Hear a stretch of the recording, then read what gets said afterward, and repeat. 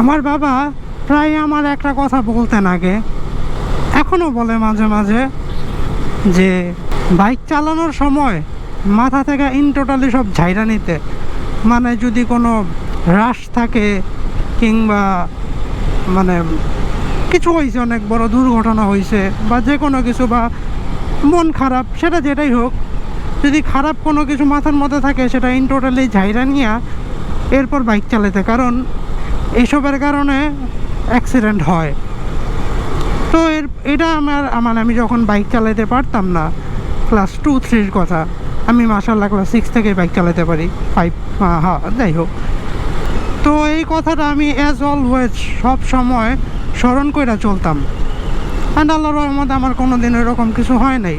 আর আমি যখন বাইক স্পিডেও চালাই তখন আমি অনেক সচেতনভাবে স্পিডিং করি, নিজের লিমিট ক্রস কোনো দিন আমি করি না। আজকে ওই কথাটার আমি একদম চাক্ষুষ প্রমাণ পাইছি। কোনো একটা কারণে আমি অনেক বেশি অন্যমনস্ক হয়ে গেছিলাম, মানে এমন অন্যমনস্ক আমি কোনো দিন হই নাই।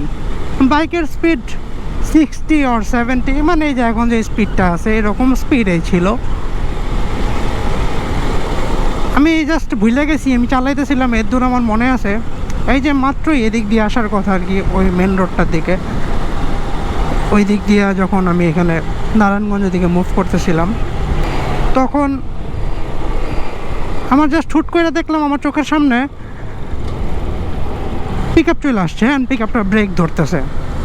মানে আমি যদি আরেকটু ঠিক মতো ব্রেকটা ধরতে না পারতাম, অবশ্যই আল্লাহর রহমত, যদি আমি ব্রেকটা ধরতে না পারতাম তাহলে হয়তো আমি মাইরা দিতাম, অ্যান্ড মোটামুটি ভালো একটা ড্যামেজ হইতো।